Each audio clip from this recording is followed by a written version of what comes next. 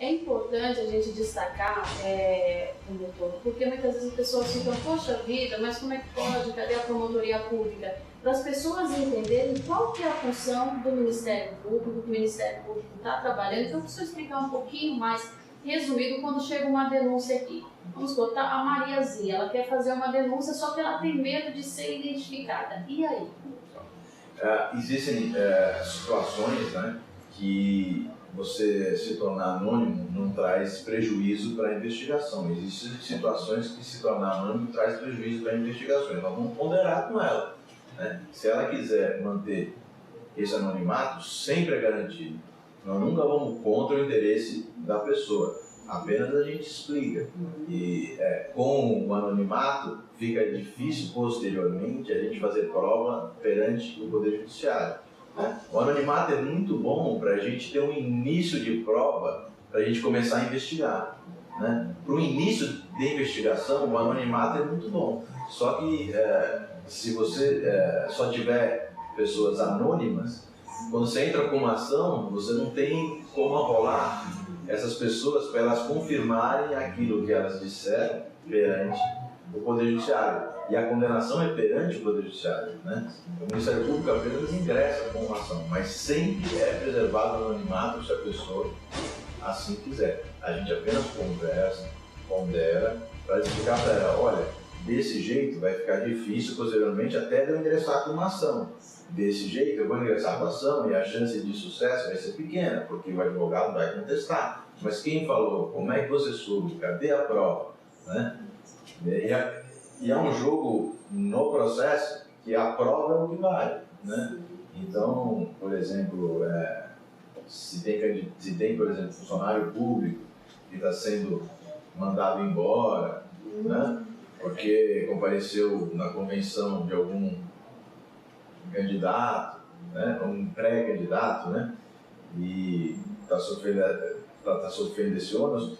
Se a pessoa não vier aqui colocar o nome, depois como é que eu vou lá dizer para o juiz, né? Foi o fulano de tal, foi o ciclano de tal, foi ele confirma isso, ele confirma aquilo. O que as pessoas têm que entender é que se uma pessoa se expor, pode haver um fogo contra das pessoas que queiram fazer algo de errado. Agora, se 10 pessoas colocarem o seu nome, né? Se 20, 30 pessoas, começa a diluir, né? Essa potencialidade de haver um fogo contra, né? Porque para você investir contra uma pessoa é uma situação, para você investir contra 30 é outra situação. E se você tiver 30 pessoas assinando embaixo, a sua prova é muito mais robusta do que se você tiver uma só. Que eles vão dizer, olha, ele está dizendo isso porque é jogo político. Agora, se 30, 40, 50 pessoas disserem é jogo político, né? Pode ser que o juiz aceite, né? Mas vai ficar cada vez mais difícil de aceitar. As pessoas, eu não tenho como obrigar as pessoas a fazerem nada. Eu estou aqui para receber as denúncias, estou recebendo, quero continuar a receber, aceito, entendo. Eu sei que o mundo lá fora não é o mesmo que o mundo aqui dentro, tenho essa plena consciência. Só que as pessoas, elas precisam entender, o Brasil está mudando. Né? E se a gente não se unir para haver essa mudança, não é o Ministério Público que vai ser o estandarte disso. O Ministério Público pode ser o meio disso acontecer, as denúncias chegando, o Ministério Público materializando. Mas se a gente não tiver o povo municiando, apoiando, a gente não tem como a gente auxiliar nessa mudança desse país. Precisa quebrar o silêncio. Né? E eu queria pedir também para os eleitores, né? Para os eleitores não fazerem aquilo que os candidatos querem, porque parece um negócio assim, a fome com a vontade de comer, né? O candidato vai lá e ele fala, você me dá R$50 que eu vou no seu comício. Então, se o povo agir assim, né? A gente só tem, o Brasil só é o que é, porque o povo nosso ou aceita, ou está junto, ou acha que assim está sendo esperto, mas é uma grande besteira, porque todo mundo está se prejudicando. No sentido coletivo, esse malandro, esse Gerson, só prejudica o país. E os políticos, achando que o povo quer dar de Gerson, ele vai oferecer o que o Gerson quer. Né? A partir do momento que o povo não quiser mais o Gerson, né? Não quiser mais dar uma de Gerson, quer dizer, ele fala, olha, eu só quero o político correto, o político que não é correto, não vai ter campo para ele atuar. Né? Agora, enquanto ele continuar num país que as pessoas acham que são malandras, entendeu? Então, não, se ele vier e oferecer um emprego para mim, se ele vier e oferecer R$50 para eu ir na convenção, né? Enquanto continuar assim, é isso que a gente vai ter, né? Não tem outro jeito. A mudança tem que partir da população. Agora, em relação às obras públicas, o candidato, ele pode estar... Não. Nenhum candidato pode comparecer nos 3 meses que antecedem o pleito, não é nos 45 dias que são da campanha agora, né? Que antes era 90 dias, agora ela passou a ser 45 dias, que pese ter permitido quase tudo, exceto o pedido explícito de voto, né? Não pode comparecer. Nos 3 meses que antecedem, ou seja, nós já estamos nesse período, nos 3 meses que antecedem, não pode nenhum candidato, seja ele funcionário público, não seja funcionário público, comparecer em inauguração de obra pública. Inclusive, eu cacei em Cananéia o candidato do prefeito, porque ele compareceu em obra pública. Filmaram ele lá e me entregaram a filmagem e a ação teve sucesso por esse ponto. Ele compareceu em obra pública. Então, para mim, não vai ser um fato inédito. Então, infelizmente, alguns candidatos bem mal assessorados, porque para fazer isso, se tiver um advogado, ou o cara não ouve o advogado, ou então o advogado, desculpa a expressão, mas está muito deficiente. E é algo muito importante, eu gostei dessa questão, porque muitas vezes o candidato ele se valia, né, a essa situação justamente para tentar, nessa época, fazer toda aquela maquiagem, aí ele aparece bonito na foto, e agora não. Tá vendo? Tá vendo? Se eu for eleito, vocês vão ter muito mais dessa coisa. Da população santiana é se já existe na nossa cidade algum pré-candidato com risco de impugnação da sua candidatura. Tem, mas a época de ingressar com sua demanda foi do dia 19 ao dia 23 de agosto, e aí provavelmente o promotor eleitoral, né, que no caso não serei eu, será o meu colega, em decorrência de eu estar em uma zona eleitoral e ele estar em outra, mas em conversa com eles, a gente vem olhando o caso e a gente vai pretende ingressar sem situação de impugnação, né, de candidato. Mas isso tem que ficar no dia certo. Mas assim que você entra com uma ação, né, deste cunho, a própria mídia, né, a própria população vai acabar sabendo, né? Não pode divulgar assim, porque primeiro tem que fazer, o juiz receber, para depois divulgar. Aí depois o processo vai tramitar, pode ter condenação, absolvição, né? Procedência e improcedência, vai recurso para o TRE, depois vai recurso para o TSE, né? até transitar, mas que vai... Agora, só para os nossos ouvintes entenderem ainda mais essa questão da impugnação. O que é a impugnação de uma candidatura? Então, a impugnação do registro de uma candidatura ocorre quando esse candidato tem fatos pretéritos, né, à eleição que demonstram que violam algum dos incisos do artigo que prevê essa questão que torna ele inelegível, não é inelegível, que impugna esse registro da candidatura dele.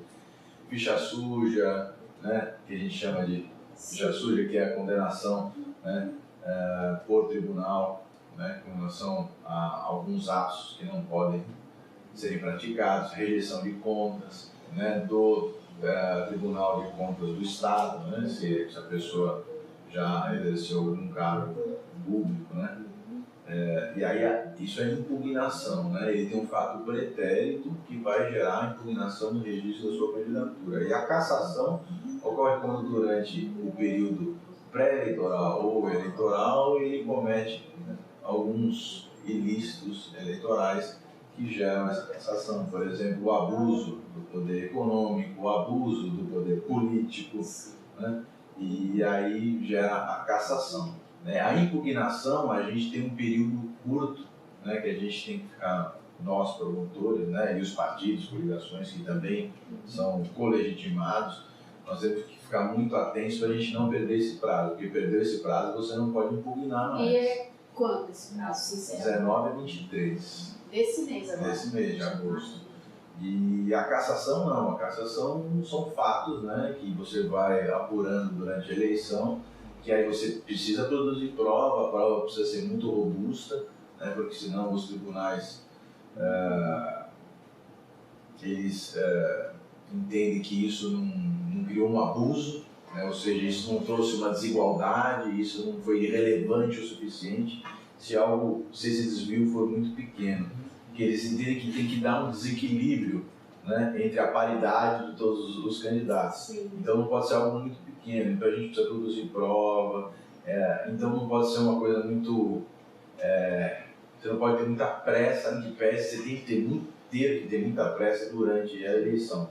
Justamente para quê? Para que quando, dê preferência, quando chegar o dia do primeiro turno da eleição, o povo, que é o maior interessado, né, sempre é o maior interessado, mas enfim, uma eleição também é o maior interessado, saiba quais são os candidatos que eles vão poder votar e não vão poder votar. O que acontece muitas vezes é que a ação não teve o seu trânsito em julgado e aí consta, por exemplo, vota naquele candidato, o candidato ele está cassado, mas ainda em trâmite, né, a ação, objeto de recurso, aí consta 0 votos, 0 votos, 0 votos, e aí depois, se realmente confirmar a eleição, não computa os votos dele. Depois, se houver uma reforma dessa decisão, aí computa os votos deles. Aí é que tá. Então vamos supor, corre-se o risco, vamos supor, no caso já aqui na nossa cidade, então, pré-candidatos que já estão aí com risco de ter a candidatura impugnada. Sim. Nesse caso, esses candidatos já vai ser julgado antes do dia do voto? Vai. Antes do dia do voto. Vai porque não vamos ter bastante tempo, né? Nós vamos ter 45 dias, né? Agora, se eu ingresso com uma ação, por exemplo, de cassação, não de impugnação, cassação são os fatos que irregulares, né? Que vão sendo cometidos durante a eleição. Se eu entro, por exemplo, 10 dias antes do pleito, o juiz condena, é objeto de recurso, vai ser muito difícil do TRE julgar e do TSE, que vai haver recurso, porque sempre vai até o final, né? Sempre os candidatos, os partidos têm advogados muito aguerridos, né? E eles vão até a última instância, geralmente. Né? Em algumas oportunidades eles veem que o negócio está muito feio, eles desistem da candidatura e aí tem um prazo antes da eleição que eles podem lançar um outro candidato, né? Mas na maioria dos casos eles vão até o fim, né? Eles apostam que eles vão conseguir reverter uma decisão contrária ao interesse do cliente dele. No caso foi cassado, aí esses votos, e aí como é que fica? Porque foi cassado, vamos supor que o candidato ganharia. Aí não computa os votos dele e aí o segundo, né? Ou o primeiro não cassado, né? Ou o segundo, né? Ele é o novo prefeito, né? Agora, nós passamos um período de coligação, onde já foi estipulado aqui quem serão oficialmente os candidatos a prefeitos da nossa cidade. Vamos supor que ocorra aí mesmo, que vá adiante esse processo de cassação. No caso, ainda tem o partido que lançou determinado candidato, que vai ter tempo de lançar um novo candidato ou não tem mais? Então, geralmente eles fazem uma escolha, eles podem sim substituir e eles só fazem isso quando eles entendem que a chance dele é zero de conseguir reverter, né, essa decisão. E aí pode substituir o candidato, mas se for até o fim, né, esperar até o trânsito julgado, geralmente ele não consegue porque muitas vezes o trânsito julgado vem após o pleito, né? Sim. Mas aí é uma aposta que eles têm que fazer, né? Aí não cabe ao Ministério Público, né? A nós cabe ser fiscal da lei e pedir a punição dentro de um bom senso, dentro de uma correção sempre, mas pedir a punição. Cabe ao Poder Judiciário julgar e cabe a eles, né? Sim. Entender se vale a pena ou não continuar a candidatura, né? Já teve casos em outras eleições, deu ingressar com a ação e o candidato e o partido falou, olha, é melhor você sair, vamos lançar o outro, né? Mas teve casos também que não. Bom, então essa pergunta vai ficar no ar. Quem será os candidatos aqui de Cotia que correm o risco de impugnação? Mas lembrando que também já tenho aí meio na mira da questão da cassação. Evidentemente, o promotor não nos falou quem são as pessoas, mas Entre o dia 20? Entre o dia 19 e 23, a impugnação. E a cassação não tem período, né? A cassação depende de produção de provas, a gente precisa produzir as provas, mas já tem pessoas vindo aqui, prestando depoimentos, e parece que o negócio não vai parar, né? E parece que eles estão apostando bastante na verdade, complementando essa conotação da corrupção, da orientação aos nossos ouvintes e eleitores e munícipes aqui de Cotia, é fundamental que, então, eles entendam a importância da denúncia, que ela seja anônima ou subscrita, assinada, né? Mas que tenham substâncias de provas, né? Bastante substância de prova. E importante porque nós lá na rádio, no Toque da Cidade, recebemos dezenas de denúncias, reclamações e informações. Porém, quando perguntamos, já deu ciência ao Ministério Público? Olha, eu vou ver, talvez. Quer dizer, o comodismo também é muito grande. Todo mundo quer que o Ministério Público, a rádio, o Toque da Cidade, a polícia faça a sua parte, mas ele não quer sair da sua zona de conforto. Então, para esses eleitores, para esses munícipes, para os nossos ouvintes, eu gostaria que o senhor ratificasse justamente a importância e como eles podem entrar em contato com a promotoria, como eles podem fazer as suas denúncias, qual é a forma que eles conseguem alcançar o êxito mais profundo na sua denúncia, porque não é uma ligação anônima e falar, olha, o candidato, o pré-candidato Zé da Esquina, eu acho que talvez, quem sabe, ele está fazendo algo, mas sim algo mais palpável. Então, até para a oportunidade de o senhor orientar eles como eles fazerem isso. Então, nós aqui no Serpul, nós estamos abertos das 9 às 19, 9 da manhã até às 7 da noite, de segunda a sexta. Nós temos o telefone 4616-1752, que é um telefone de contato que pode ser feito. Nós temos o e-mail, né? pjcotia@mpsp.mp.br,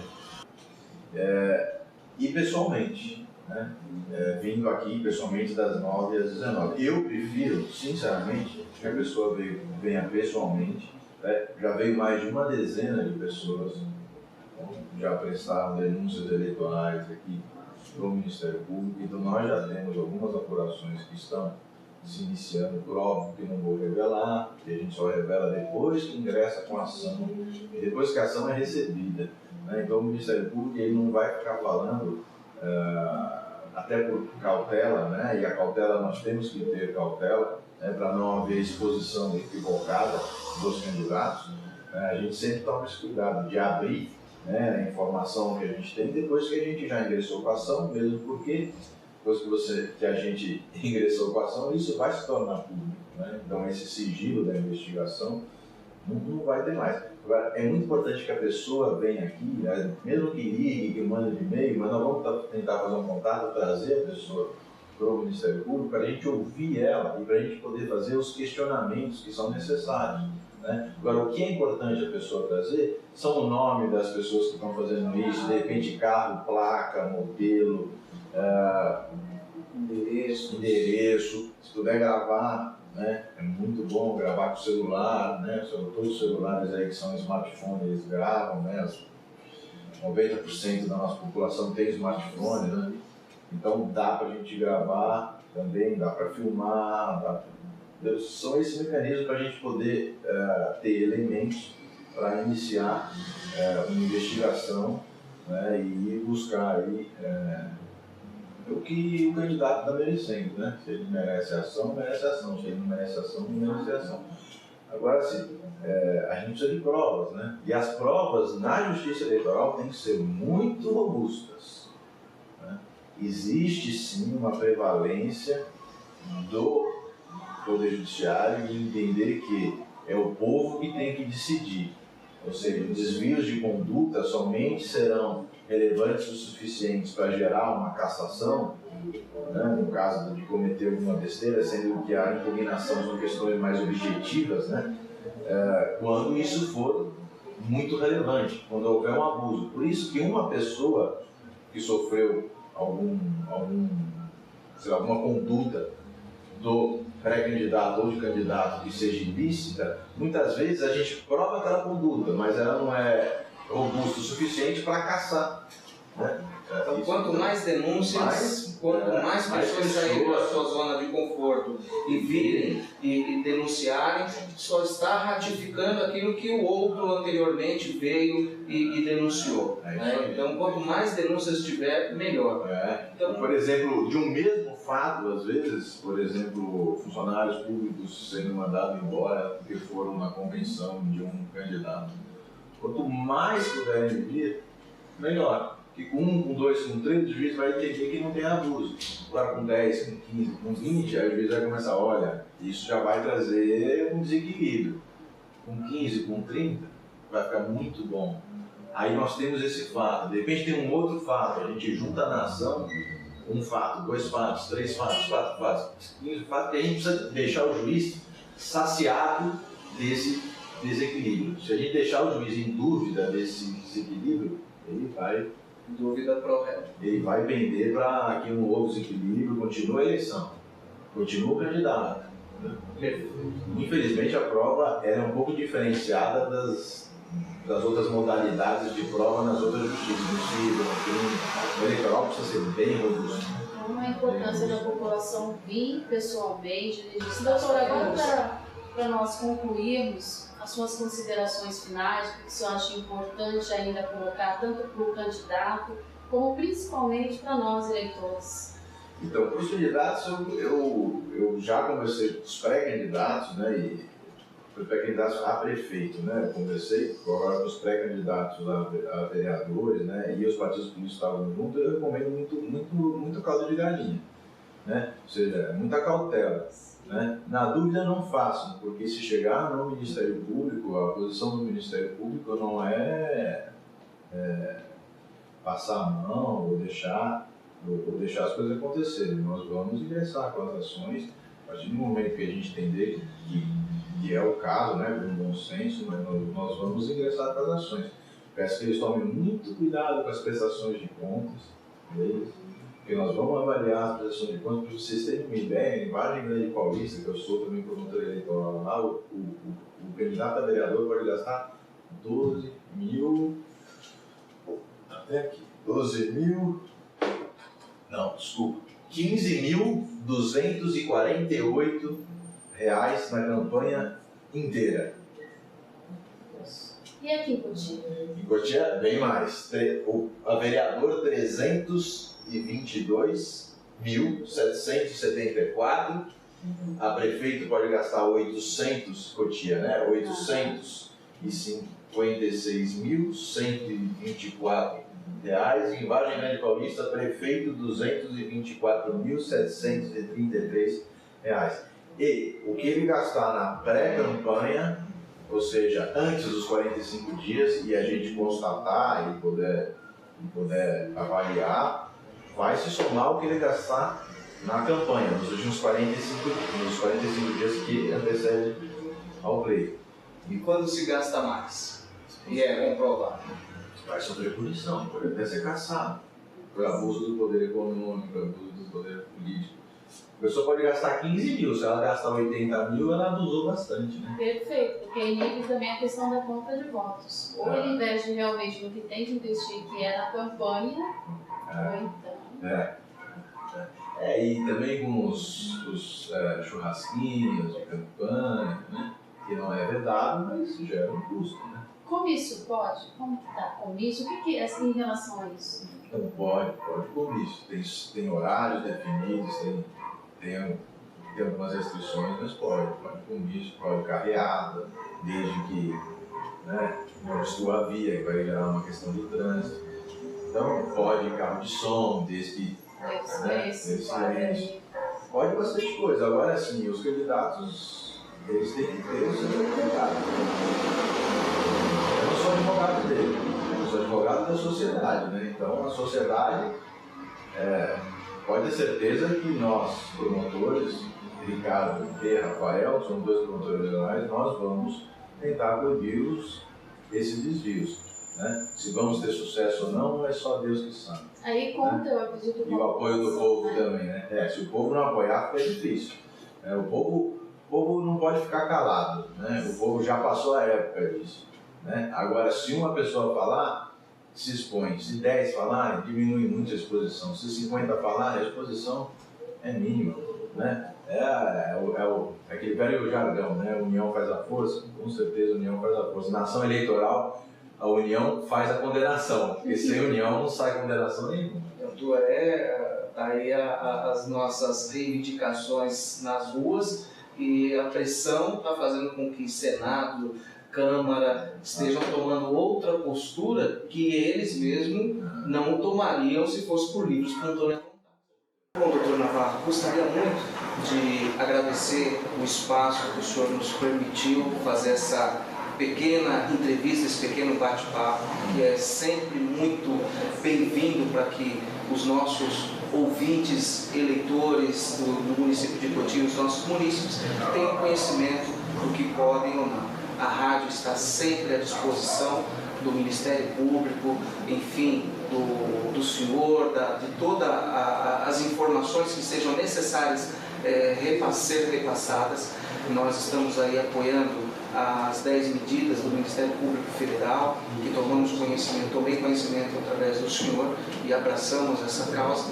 Estamos lá divulgando diuturnamente as vinhetas, as campanhas, e estamos com o Toque da Cidade, a Rádio Cidade das Rosas está à disposição do senhor do Ministério Público. Então, Gilberto Ana Paula, sou eu que tenho que dizer muito obrigado. É importantíssimo que o Ministério Público, né, ele abra as portas e que ele possa conversar com a sociedade e a mídia, né, a rádio, quando a mídia é correta, como Vossas Senhorias vem demonstrando que são, né, é muito importante que a gente tenha essa união e a gente possa informar o povo. Né? O povo precisa ser bem informado para que ele possa reagir. O povo precisa entender, né, as pessoas, né, precisam entender que esses pequenos atos de corrupção acabam gerando, né, também contribuindo toda essa corrupção que a gente acaba vendo aqui nesse país. E o povo precisa estar informado sobre essa questão eleitoral. Infelizmente, existe ainda essa dificuldade, né, das pessoas terem as informações, para que a gente possa junto, o Ministério Público, a mídia, o povo, a gente combater esses desvios de conduta e poder ir devagarinho, ainda que lentamente, mudando a cara desse país, para que a gente possa dizer algum dia, né, que não seja, talvez não seja a gente, mas nossos filhos, nossos netos, que esse país é um país civilizado. Né? Infelizmente, eu tenho muito receio de dizer que o Brasil é um país civilizado, porque cada dia que eu abro o jornal, ou que eu ligo a televisão para ver um jornal, eu só vejo corrupção, crime. Né? E a gente precisa fazer com que esse país mude, né? Que a gente volte a ter orgulho de ser brasileiro, né? E cada um de nós fazendo a nossa parte, o cidadão também, né? Com certeza. Antes de atirar a pedra nos outros, a gente tem que olhar para a gente e ver o que a gente pode fazer para melhorar, né? E eu tenho certeza que a partir do momento que o povo tiver consciência disso, a gente vai conseguir ir mudando esse país ainda que de maneira lenta, né? E nada se muda tão sistêmica, né? A gente muda do dia para a noite, mas eu acho que a gente tem um ponto, já começamos, porque a gente não pode parar, né? Cada vez mais seguir em frente. E que Deus ilumine aí as pessoas de bem, né? E sem Ele não somos nada, né? Verdade, doutor, bom, eu quero lhe agradecer. Eu falo muito no Toque da Cidade nesses 4 anos nós estamos passando momentos de passar nosso país a limpo. Confesso ao senhor que no primeiro ano do Toque da Cidade eu não tinha esperança na justiça, mas aí a gente tomou conhecimento aqui da nossa cidade, do seu trabalho, e eu coloco sempre para os nossos ouvintes, a gente precisa fortalecer os soldados de linha de frente, principalmente o Ministério Público agora, fato, toda a mudança que está tendo no nosso país, eu fico muito feliz porque essa mudança está tendo aqui em Cotia. E eu convido a população cotiana a fazer parte dessa mudança. Quebre o seu silêncio, é só assim que nós vamos ter uma cidade melhor. Então, parabéns. Muito obrigado. Eu só queria dizer que são 20 pessoas aqui no Ministério Público. Infelizmente, ou felizmente, eu acabo aparecendo um pouco mais, mas existem diversas ações que são ingressadas, por exemplo, pelo Dr. Rafael, né, que é um promotor excelente como pessoa e como profissional. Então, é um time, né? Eu acho que o Mendorinha não faz verão, nós estamos começando a fazer um trabalho, né?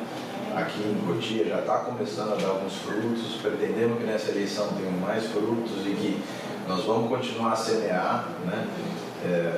Tanto eu, quanto o Rafael, quanto todos os outros, né, aqui no Ministério Público.